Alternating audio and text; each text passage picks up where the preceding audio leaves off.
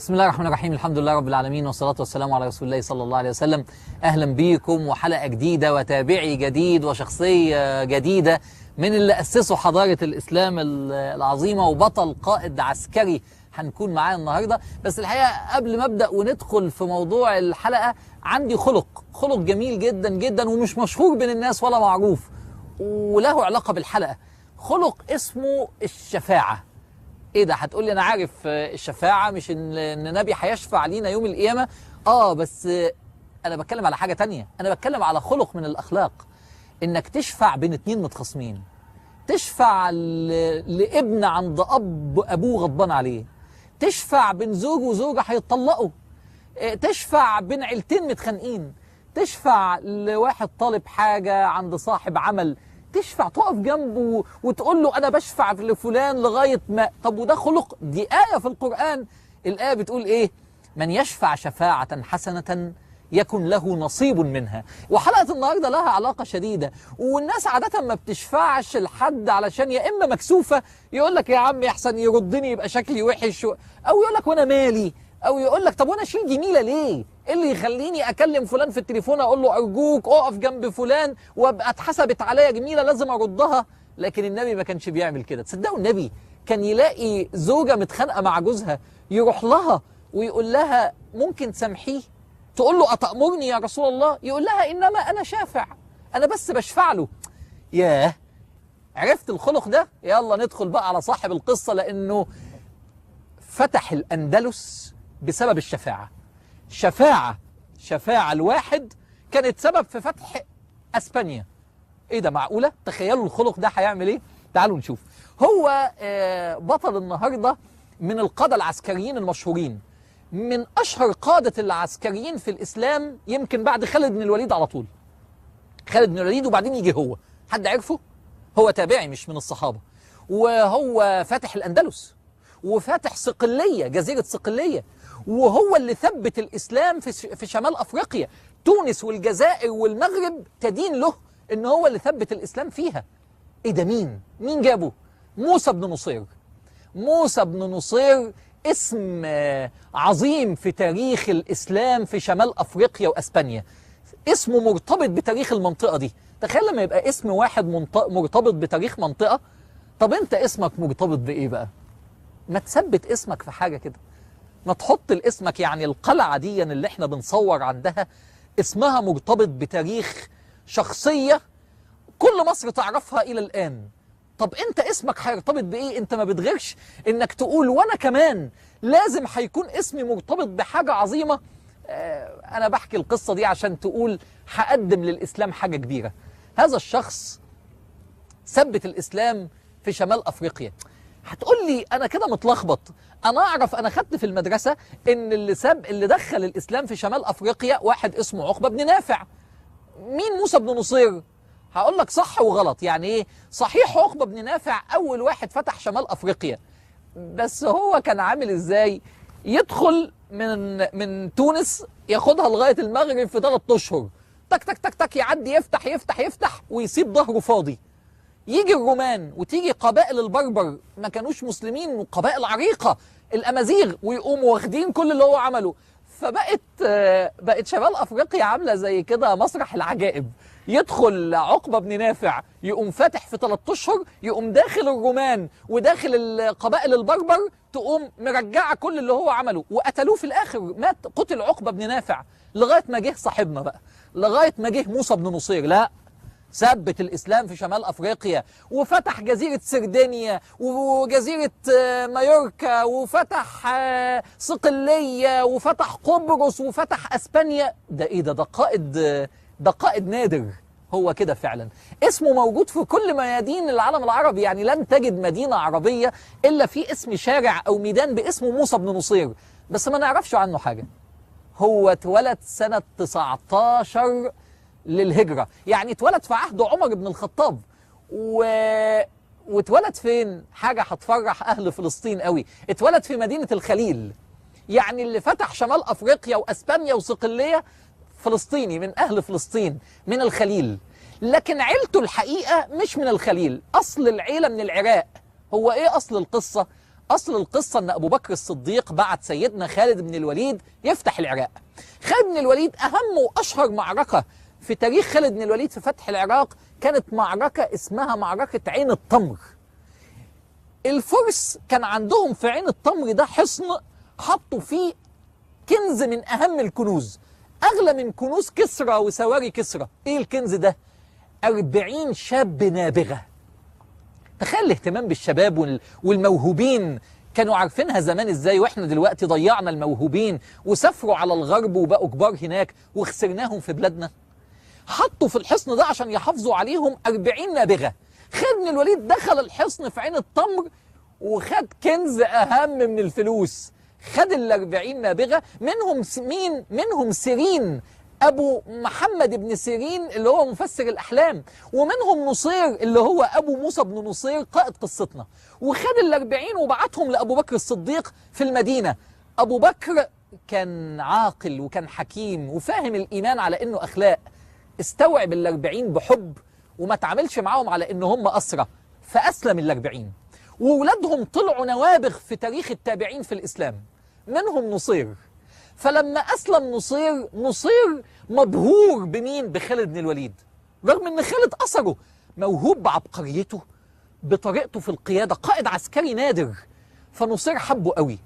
نصير أبو بكر الصديق جوزه من امرأة مسلمة موجودة في المدينة، امرأة كده جدعة ومجاهدة، هتشوفوا هتعمل ايه بعد شوية. فاتجوزه وطلعوا مع خالد بن الوليد في معركة اليرموك في فتح العراق، في فتح الشام، وشاركوا في المعركة. ونصير بقى مبهور ازاي خالد بن الوليد ده بيقود جيش بيغلب الامبراطورية الرومانية، فحبه قوي. فبقى عنده أمنية، نفسي أخلف ولد يطلع زي خالد بن الوليد. يا أباء أنت نفسك ابنك يبقى إيه؟ يجيب فلوس ويبقى لعيب كورة ويبقى كذا وخلاص. طب يعمل ايه للإسلام؟ لا أنا ما فكرتش في الحكاية دي قبل كده. نصير فكر بقى. نصير خلف ولد اسمه موسى. ويوم معركة اليرموك أمه اللي هي الست اللي اتجوزها نصير قتلت واحد من الرومان بعمود خيمة وأسرته. يعني أمه هي كمان شكلها طلع كده بالشامي وباللبناني قبضايا، يعني أبوه وأمه الاتنين قبضايات في جيش خالد بن الوليد، وبيحبوا خالد ونفسهم يخلفوا ولد زيه. خلفوا ولد سنة 19 هجرية سموه موسى بن نصير. كبر الولد بقى عنده 7 سنين. أبوه بقى بيحكي له على بطولات خالد، اللي بتنقشوه في ولادكم هو اللي هيكون. ابنك زي صفحة بيضة، زي ما هتنقش فيها هيطلع، هتنقش فيها شخابيط ولخبطة هيطلع ملخبط، هتنقش فيها بطولات وقيم وأخلاق هيطلع راجل محترم، هتنقش فيها حب الإسلام هيحب الإسلام. نصير نقش في موسى كن قائد. خالد بن الوليد طلع الولد بيقول لأبوه أنا عايز أكون جندي في جيش الإسلام. قال له أنت لسه صغير. قال له تبارزني؟ بيقول لأبوه. فأبوه قال له طب قوم وريني. كان عنده 10 سنين. قام يبارز أبوه. أبوه انبهر، إيه الولد ده هيكون قائد. فقال له كلمة أراك كخالد بن الوليد. والولد سمع الكلمة من أبوه وعاش الحلم. يا مولاد بسبب كلمة تحفيز قالها له أبوه أو أمه بقى قائد عظيم أو ناجح أو كاتب أو فنان أو مهندس أو عبقري، بسبب كلمة بنت حلم في خياله. ده اللي حصل مع موسى بن نصير. لما بارز أبوه ولسه طفل صغير قال له أبوه أراك كخالد بن الوليد. لكن حصل موقف من ترتيب ربنا هيأهل الولد ده.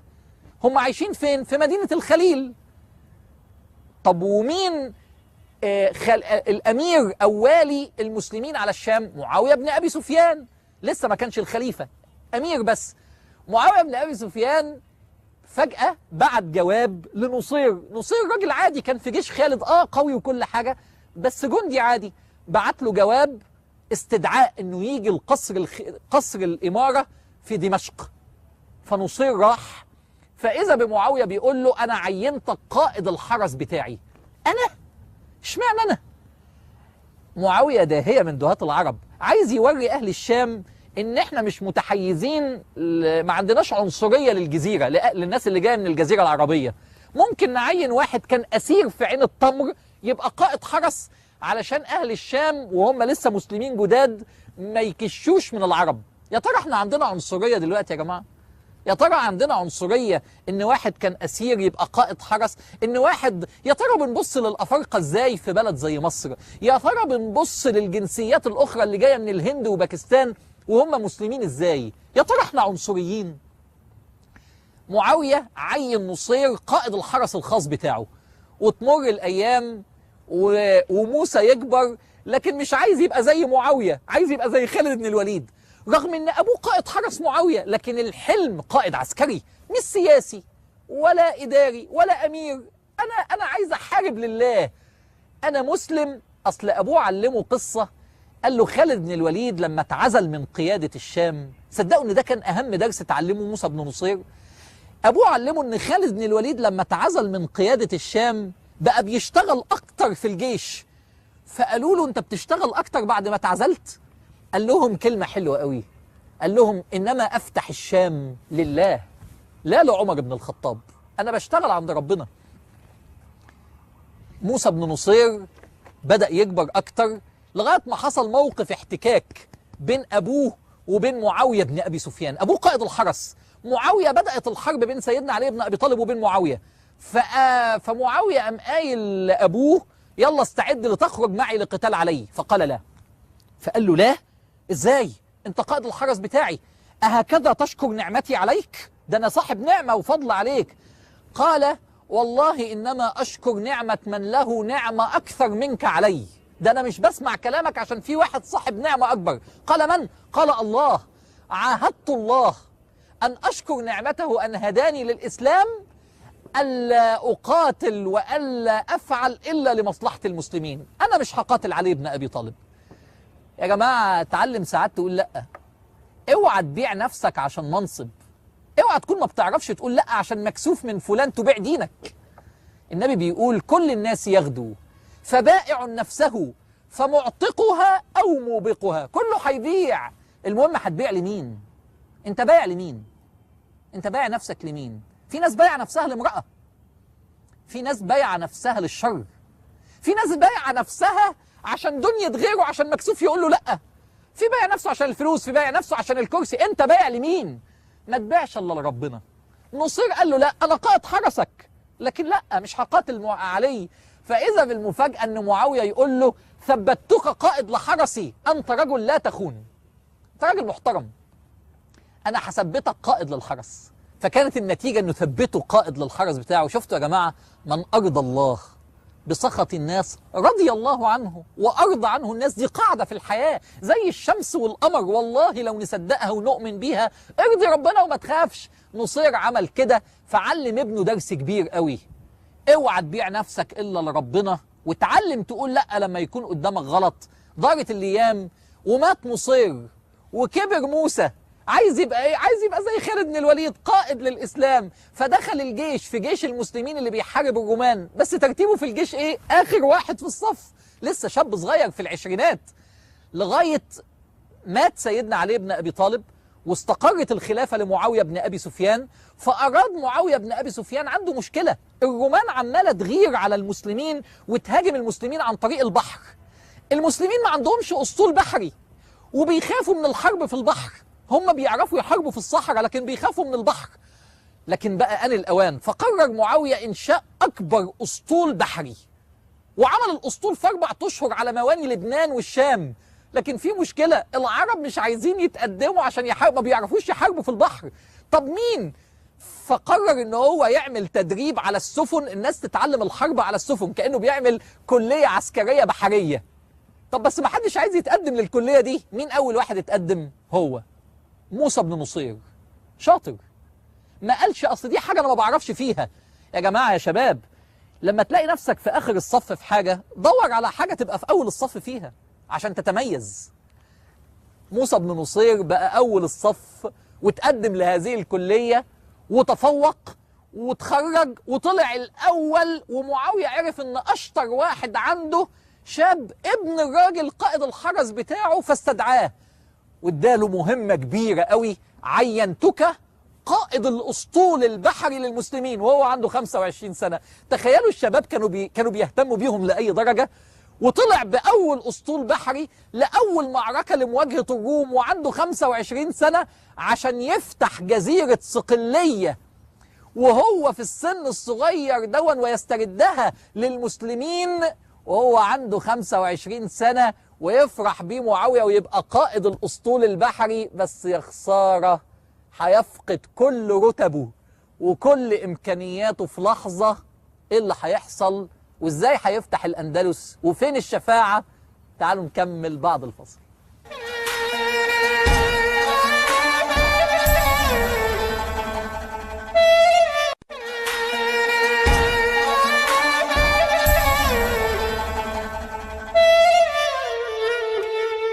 تعالوا نكمل مع بعض. موسى بن نصير قائد الأسطول البحري وعنده 25 سنة، لكن يموت معاوية بن أبي سفيان ويجي يزيد بن معاوية ويبدأ الصراع بين الحسين وبين يزيد بن معاوية، وبعدين يموت يزيد بن معاوية وهو مازال قائد الأسطول البحري. لكن بعد موت يزيد بن معاوية يفضى مكان الخلافة. مين الخليفة؟ مفيش حد الخليفة. تخيل أول مرة في تاريخ المسلمين فيطلع اثنين يعلنوا نفسهم خليفة للمسلمين، عبد الله بن الزبير في الحجاز ومروان بن الحكم في الشام، ويبدأ يحصل اقتتال بين الاثنين والناس تتفكك مين هيبقى مع مين. فموسى بن نصير يختار يبقى مع عبد الله بن الزبير ضد مروان بن الحكم، يعني اختياره كده. تكون النتيجة ان مروان بن الحكم هو اللي ينتصر بعد معركة حصلت في الشام بين أتباع عبد الله بن الزبير ضد مجموعة مروان بن الحكم. ينتصر مروان بن الحكم ويهرب موسى بن نصير ويقبض على ناس كتير من اللي كانوا مع موسى مع مجموعة عبد الله بن الزبير، وطبعا يفقد مكانه كقائد للأسطول البحري. ويغضب مروان بن الحكم ويقول هاتوهولي موسى بن نصير ده من تحت الأرض بقى يبقى قائد للأسطول، وبعدين يعمل فينا كده. يهرب يروح فين؟ بدأ يفكر هيجيبوني، هو موجود جوه دمشق، هيجيبوه في أي لحظة، الحرس هيجيبوه، هيعرفوا مكانه. أروح لمين؟ أروح لمين؟ أروح لمين؟ مين يشفع لي؟ محتاج حد يقف جنبي ويشفع لي. طب مين مروان ممكن يسمع كلامه؟ مروان عنده ولدين، عبد الملك بن مروان وهو ده ولي العهد، وعبد العزيز بن مروان أبو عمر بن عبد العزيز، ده الابن الثاني وده ولي العهد الثاني. يعني مروان بن الحكم عنده ولدين، الاثنين هيبقوا ملوك أو خلفاء. عبد الملك بن مروان الابن الكبير، وبعدين عبد العزيز ابن مروان أبو عمر. فقعد يفكر أروح لمين؟ أروح لمين؟ مين اللي طيب ومروان يسمع كلامه؟ أروح لعبد العزيز بن مروان يشفع لي، أبو عمر بن عبد العزيز. راح له قال له أجرني يا عبد العزيز. قال ممن؟ قال من أبوك، هيقتلني. قال هل تشفع لي عند أبوك؟ عبد العزيز ده كان بيحارب أبويا. قال والله لا أشفع لك. يا جماعة من يشفع شفاعة حسنة يكن له إيه؟ الآية بتقول إيه؟ نصيب منها. مش يمكن دي اللي خلت عمر بن عبد العزيز يبقى ابن عبد العزيز؟ مش يمكن شفاعة عبد العزيز نصيبه فيها إن ابنه بقى عمر بن عبد العزيز؟ نصيب منها. ربنا ما قالش في الآخرة شفاعة النبي دنيا وآخرة. خدوا عبد العزيز بن مروان ودخل على أبوه. قال جئت به؟ قال جئت به مجيرا له يا أبتي. فقال أتجير هذا على أبوك وكان يريد أن يقتل أبوك؟ قال يا أبتي كانت فتنة واختلفت فيها الآراء، أتقتله على مبدأ؟ حلوة قوي الكلمة دي. هو كان عنده وجهة نظر، ما كانش، وهو ليس خائن وليس عدو، وهو بطل الأسطول الذي فتح صقلية. اعفوا عنه من أجلي، إنما أنا شافع. فأبوه قال له لولا أنك ابني لجلدتك وسجنتك. فقال اشفع له يا أبتي. أشفع له.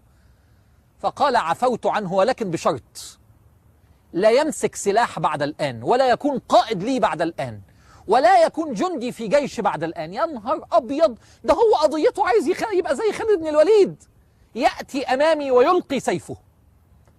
وجه موسى بن نصير، معلش عبد العزيز شفع له بس بقى يعني، ومسك سيفه. تخيل اللحظة دي، ده متربي على انه يبقى خالد بن الوليد، والقى السيف.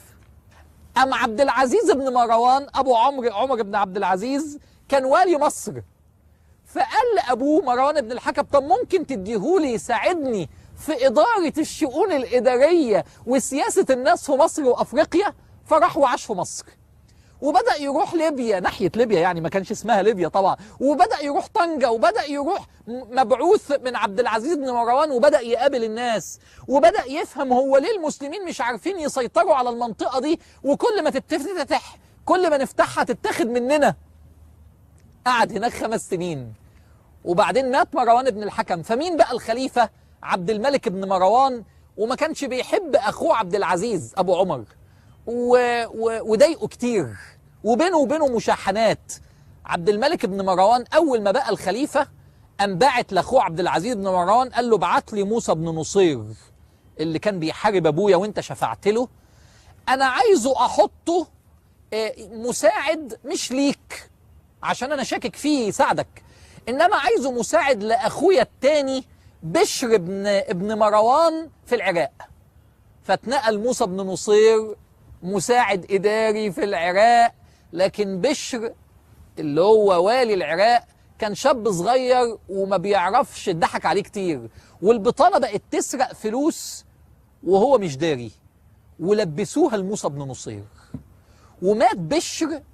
وطلعوا لعبد الملك بن مروان الخليفة يقولوا له موسى بن نصير حرامي وسارق. فموسى بن نصير لم الورق اللي يبين ان هو بريء علشان لما يجي حد يوريهوله، فعرف ان مين اللي جاي يحقق معاه؟ الحجاج بن يوسف كان لسه عايش. عبد الملك بن مروان بعت الحجاج قال له وتجيب لي موسى بن نصير ده عشان اسجنه. فموسى بن نصير عرف يعمل ايه، محتاج شفاعة تاني. هيروح لمين؟ هيروح لصديق عمره. لمين؟ عبد العزيز بن مروان. الحقني، اخوك هيسجنني وبيتهموني، وادي الورق اللي يثبت براءتي.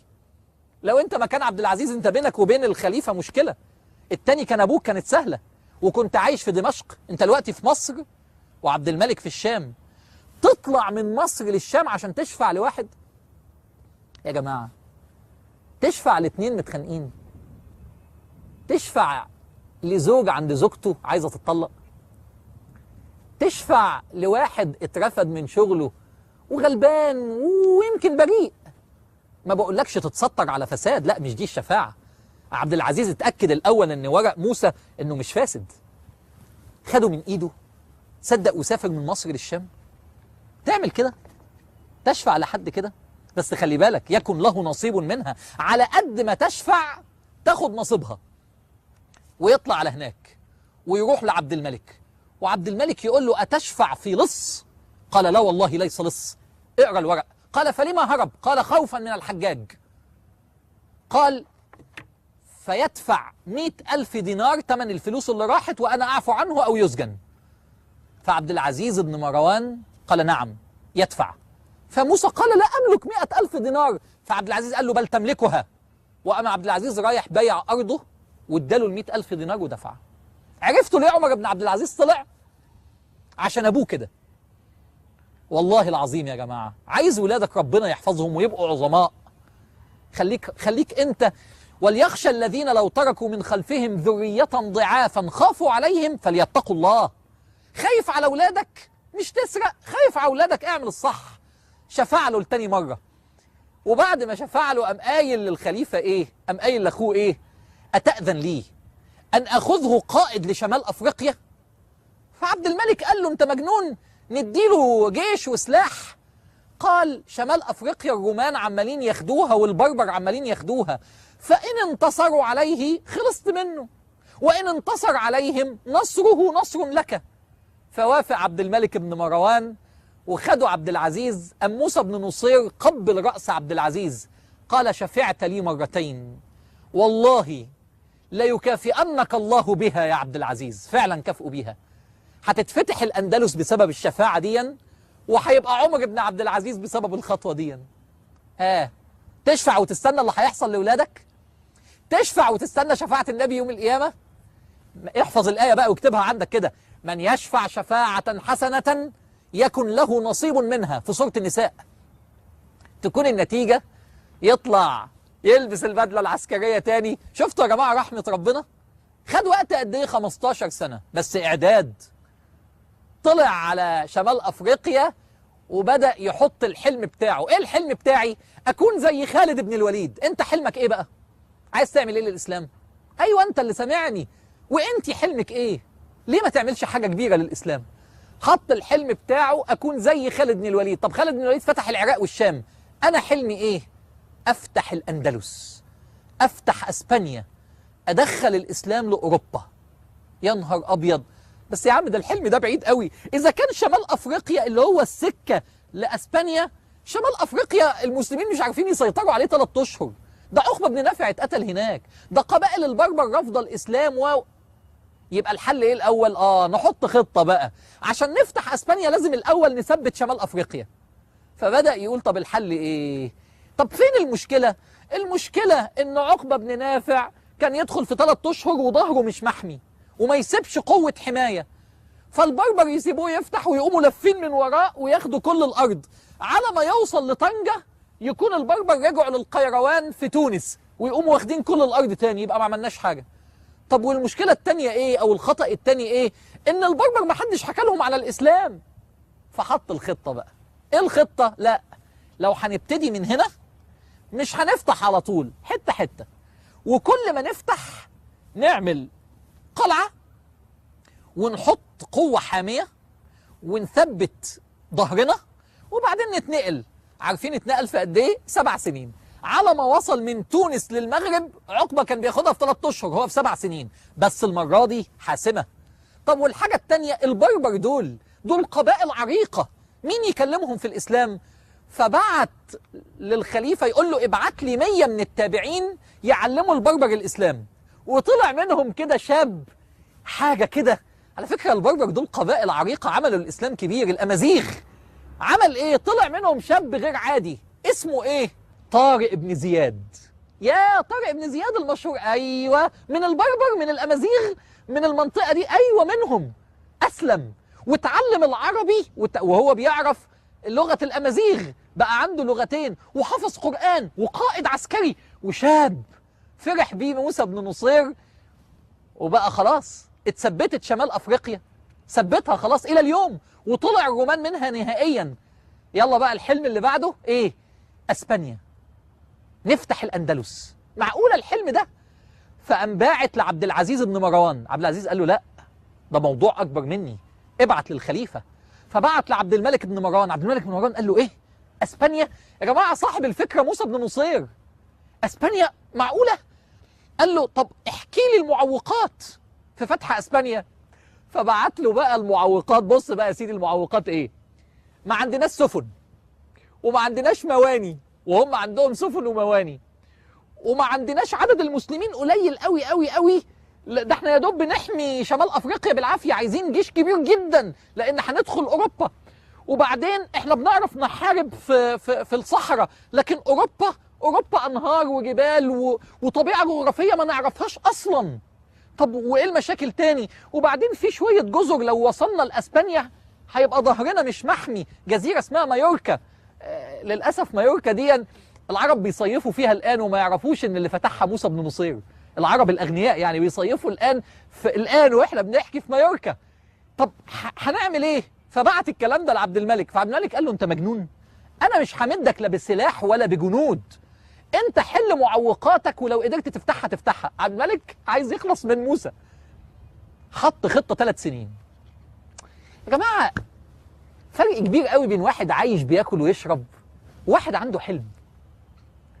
وواحد من وهو صغير ابوه وامه قالوا له تبقى خالد بن الوليد، يا بختك يا خالد بن الوليد، مت وثواب الاندلس في ميزانك. انتوا متخيلين يا جماعه؟ طب هتحل المشاكل دي ازاي يعني يا موسى؟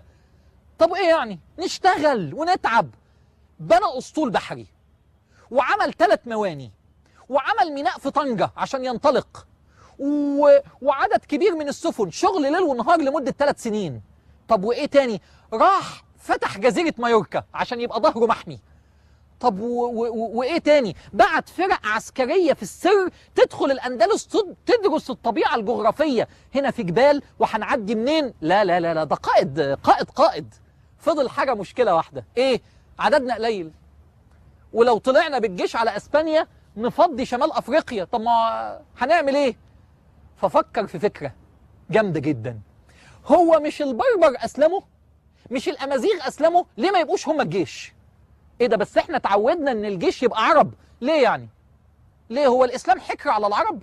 على فكرة يا جماعة إحنا عايشين العقدة دي إلى الآن. هو الإسلام حكر على العرب؟ الإسلام ملك كل مسلم في كل الأرض. ليه نشوف نفسنا أعلى؟ هو اتحرر من العقدة دي. الجيش اللي يفتح الأندلس من اللي أسلموا من شمال أفريقيا، من البربر، من الأمازيغ. يا سلام، ادالهم فرصة كبيرة، وأنا عارف إن وهم بيسمعوني الآن يفتخروا بده. كانت النتيجة إن الجيش خلاص ما عادش عندنا مشكلة، نقدر نفتح الأندلس ومش محتاجين حاجة يجيلنا من الخليفة من الشام. وبدأ الجيش يستعد. بصوا بقى عظمة موسى بن نصير. عنده مشكلة. مين قائد الجيش؟ طبعا أنا، موسى بن نصير. الجيش مش من العرب، الجيش من البربر. ما يصحش. عشان الجيش يدي قوي لازم قائد الجيش يبقى من البربر. بس يا موسى بن نصير مكانك في التاريخ وانت القائد، مش مهم انا القائد. افتكر كلمة خالد بن الوليد: انما افتح الشام لله لا لعمر بن الخطاب. فقال لنفسه الكلمة: انا عايزها ليه؟ انا عايزها لله. قام عامل ايه؟ قام جايب طارق بن زياد وقال له: انت القائد وانا النائب بتاعك. ايه ده؟ ايه الاخلاص ده؟ ايه النوايا الصافية دي؟ ايه حب الاسلام ده؟ احنا بعيد قوي. اديني بقى ما بتكلمش لا على انبياء ولا بتكلم على صحابه عشان تقول لي مش قادر اقلدهم. ده واحد زيك. طلع طارق بن زياد. وعلى فكره هو يعلم ان دي نقله تاريخيه. لغايه النهارده المنطقه اللي عدوا منها اسمها ايه؟ مضيق جبل ايه؟ جبل طارق. ما تسماش باسمه، مع ان موسى هو سبب الفتح كله. قال لطارق: الامازيغ هيسمعوا كلامك، انت القائد وانا النائب بتاعك. ودخلوا اسبانيا وبدأ الفتح في اسبانيا. وفي وسط الفتح مات عبد الملك بن مروان، وجه الوليد بن عبد الملك وغضب على موسى بن نصير اثناء الفتح. ليه؟ لان خاف ان موسى يكون قوة عسكرية تعمل له مشاكل. اعداء النجاح وشوشوا في ودن الخليفة: شعبيته وقوته تضرك. فعزلوه في عز نصره واستدعاه. فخاف على الجيش وهم بيفتحوا اسبانيا يبوظ الجيش، فثبت طارق بن زياد قائد، وخلى ابنه عبد العزيز بن موسى بن نصير. واخد بالك مسمي ابنه ايه؟ عبد العزيز صاحب الشفاعة. سمى ابنه على اسم عبد العزيز. خلى عبد العزيز ابنه النائب بتاع طارق بن زياد عشان يثبت الجيش ويكملوا الفتح. ورجع هو واتعزل. وبعد ما رجع بشهر مات ابنه شهيد عبد العزيز. كأن ربنا حب يكرمه: حتة منك في الأندلس يا موسى. لا، ربنا كريم، ما تبصلهاش على إنه مات. ما ينفعش موسى ما يبقالوش حتة في الأندلس يوم القيامة، حتة مدفونة هناك، ابنك. يا سلام، ربنا كريم قوي يا جماعة، ربنا رحيم قوي. كبر موسى، عجز فجأة، قلع البدلة العسكرية، وبعدين الحلم خلص، الحلم اتحقق. يعيش ليه؟ طلب يطلع الحج. طلع الحج. صدقوا يا جماعة، بعد ما خلص طواف الإفاضة، أول ما خلص الحج بتاعته مات موسى بن نصير. مات وهو خارج من مكة، واتدفن على أعتاب مكة. فلسطيني من العراق، عاش في مصر وعاش في شمال أفريقيا وراح أسبانيا وراح مايوركا وسردينيا ومات في الحجاز، ومات على أبواب مكة. الله يرحمه، راجل عظيم. يا بخته، اسمه في التاريخ كبير. ويا بخت عبد العزيز بن مروان بالشفاعة. ايه الدروس النهاردة؟ اشفع على حد النهاردة بالله عليكم، اشفع لحد محتاج شفاعة حتى لو ما جالكش، يكن له نصيب منها. الدرس الثاني: قول لولادك يبقوا أبطال. الدرس الثالث: احلم حلم كبير. الدرس الرابع: الإخلاص، إنما أفتح الشام لله. دي الدروس. هقابلكم بالليل على عمرو خالد دوت نت وعلى عمرو خالد بيج على الفيسبوك، ونناقش الحلقة ومسابقة الحلقة. أشوفكم على خير، والسلام عليكم ورحمة الله وبركاته.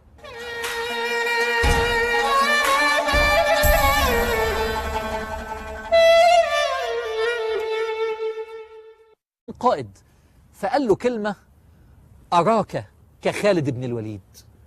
والولد سمع الكلمة من أبوه وعاش الحلم. يا مولاد بسبب كلمة تحفيز قالها له أبوه أو أمه بقى قائد عظيم أو ناجح أو كاتب أو فنان أو مهندس أو عبقري، بسبب كلمة بنت حلم في خياله. ده اللي حصل مع موسى بن نصير لما بارز أبوه ولسه طفل صغير، قال له أبوه أراك كخالد بن الوليد. لكن حصل موقف من ترتيب ربنا هيأهل الولد ده. هم عايشين فين؟ في مدينة الخليل. طب ومين الأمير أو والي المسلمين على الشام؟ معاوية بن أبي سفيان، لسه ما كانش الخليفة، أمير بس.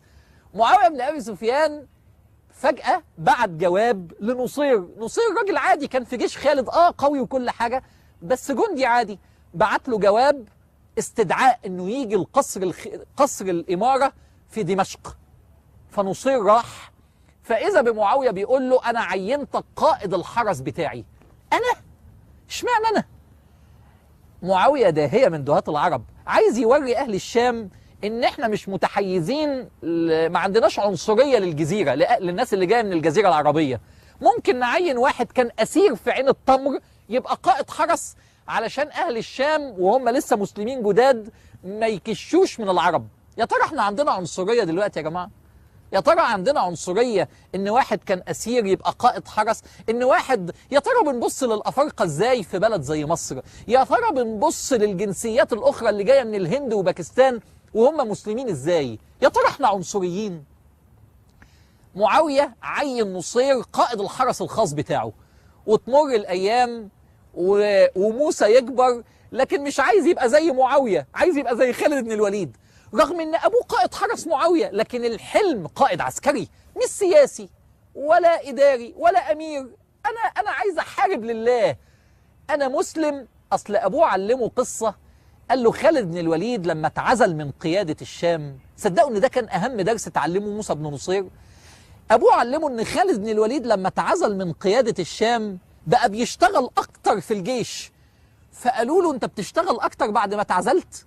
قال لهم كلمة حلوة قوي، قال لهم إنما أفتح الشام لله لا لعمر بن الخطاب، أنا بشتغل عند ربنا.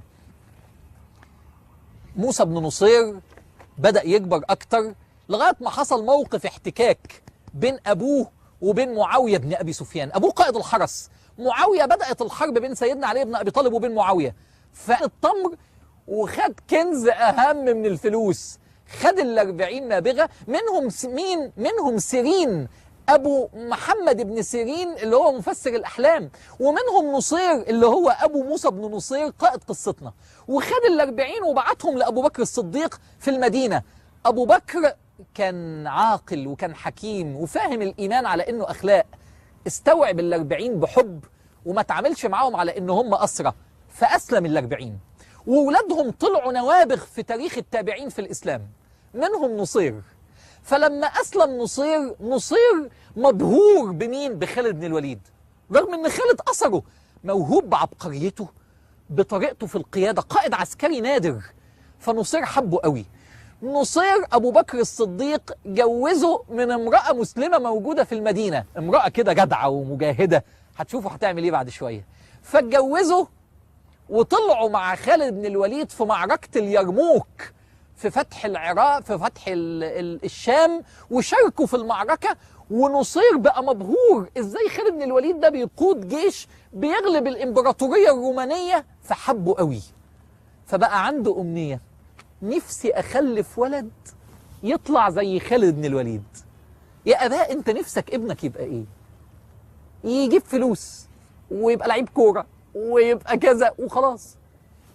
طب يعمل ايه للإسلام؟ لا أنا ما فكرتش في الحكاية دي قبل كده. نصير فكر بقى. نصير خلف ولد اسمه موسى. ويوم معركة اليرموك أمه اللي هي الست اللي اتجوزها نصير قتلت واحد من الرومان بعمود خيمة وأسرته. يعني أمه هي كمان شكلها طلع كده بالشامي وباللبناني قبضايا، يعني أبوه وأمه الاثنين قبضايات في جيش خالد بن الوليد، وبيحبوا خالد ونفسهم يخلفوا ولد زيه. خلفوا ولد سنة 19 هجرية سموه موسى بن نصير. كبر الولد بقى عنده 7 سنين. أبوه بقى بيحكي له على بطولات خالد، اللي بتنقشوه في ولادكم هو اللي هيكون ابنك، زي صفحة بيضة، زي ما هتنقش فيها هيطلع. هتنقش فيها شخابيط ولخبطة، هيطلع ملخبط. هتنقش فيها بطولات وقيم وأخلاق، هيطلع راجل محترم. هتنقش فيها حب الإسلام، هيحب الإسلام. نصير نقش في موسى كن قائد. خالد بن الوليد طلع الولد بيقول لأبوه أنا عايز أكون جندي في جيش الإسلام. قال له أنت لسه صغير. قال له تبارزني؟ بيقول لأبوه. فأبوه قال له طب قوم وريني. كان عنده 10 سنين. قام يبارز أبوه. أبوه انبهر. إيه الولد ده؟ الولد ده هيكون فمعاوية قام قايل لأبوه يلا استعد لتخرج معي لقتال علي. فقال لا. فقال له لا؟ إزاي؟ أنت قائد الحرس بتاعي، أهكذا تشكر نعمتي عليك؟ ده أنا صاحب نعمة وفضل عليك. قال والله إنما أشكر نعمة من له نعمة أكثر منك علي. ده أنا مش بسمع كلامك عشان في واحد صاحب نعمة أكبر. قال من؟ قال الله. عاهدت الله أن أشكر نعمته أن هداني للإسلام ألا أقاتل وألا أفعل إلا لمصلحة المسلمين. أنا مش هقاتل علي بن أبي طالب. يا جماعة تعلم ساعات تقول لأ. اوعى تبيع نفسك عشان منصب. اوعى تكون ما بتعرفش تقول لأ عشان مكسوف من فلان تبيع دينك. النبي بيقول كل الناس يغدو فبائع نفسه فمعتقها أو موبقها. كله هيبيع. المهم هتبيع لمين؟ انت بايع لمين؟ انت بايع نفسك لمين؟ في ناس بايع نفسها لامرأة. في ناس بايع نفسها للشر. في ناس بايع نفسها عشان دنيا غيره عشان مكسوف يقول له لأ. في بايع نفسه عشان الفلوس، في بايع نفسه عشان الكرسي. انت بايع لمين؟ ما تبيعش الا لربنا. نصير قال له لا انا قائد حرسك، لكن لا مش هقاتل علي. فاذا بالمفاجاه ان معاويه يقول له ثبتك قائد لحرسي، انت رجل لا تخون، انت راجل محترم، انا هثبتك قائد للحرس. فكانت النتيجه انه ثبته قائد للحرس بتاعه. شفتوا يا جماعه؟ من ارضى الله بسخط الناس رضي الله عنه وأرضى عنه الناس. دي قاعدة في الحياة زي الشمس والقمر، والله لو نصدقها ونؤمن بيها. ارضي ربنا وما تخافش. نصير عمل كده فعلم ابنه درس كبير قوي. اوعى تبيع نفسك إلا لربنا، وتعلم تقول لأ لما يكون قدامك غلط. دارت الأيام ومات نصير وكبر موسى. عايز يبقى ايه؟ عايز يبقى زي خالد بن الوليد قائد للإسلام. فدخل الجيش في جيش المسلمين اللي بيحارب الرومان. بس ترتيبه في الجيش ايه؟ آخر واحد في الصف، لسه شاب صغير في العشرينات. لغاية مات سيدنا علي بن أبي طالب واستقرت الخلافة لمعاوية بن أبي سفيان. فأراد معاوية بن أبي سفيان، عنده مشكلة، الرومان عمالة تغير على المسلمين وتهاجم المسلمين عن طريق البحر. المسلمين ما عندهمش أسطول بحري وبيخافوا من الحرب في البحر. هم بيعرفوا يحاربوا في الصحراء لكن بيخافوا من البحر. لكن بقى آن الأوان، فقرر معاوية إنشاء أكبر أسطول بحري. وعمل الأسطول في 4 أشهر على مواني لبنان والشام. لكن في مشكلة، العرب مش عايزين يتقدموا عشان ما بيعرفوش يحاربوا في البحر. طب مين؟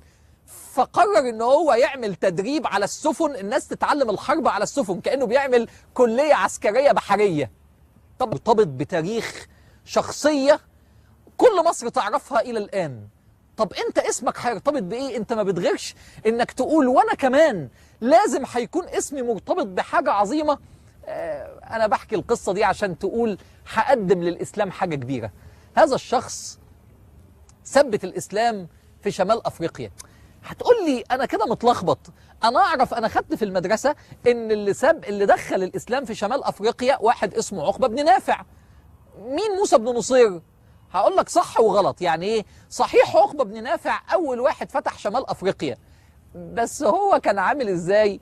يدخل من تونس ياخدها لغايه المغرب في 3 اشهر، تك تك تك تك، يعدي يفتح يفتح يفتح ويسيب ظهره فاضي.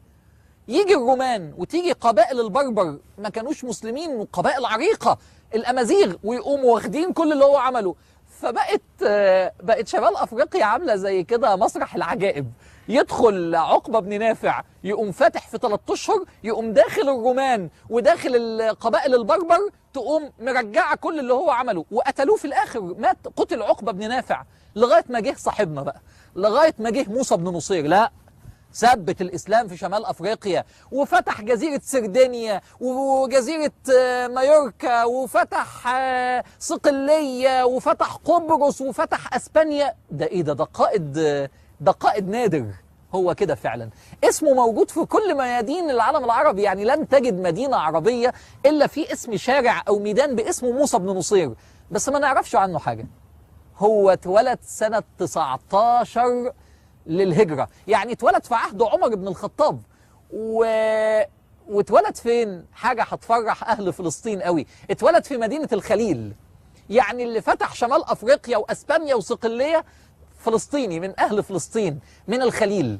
لكن عيلته الحقيقة مش من الخليل، أصل العيلة من العراق. هو إيه أصل القصة؟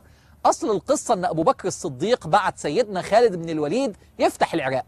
خالد بن الوليد أهم وأشهر معركة في تاريخ خالد بن الوليد في فتح العراق كانت معركة اسمها معركة عين التمر.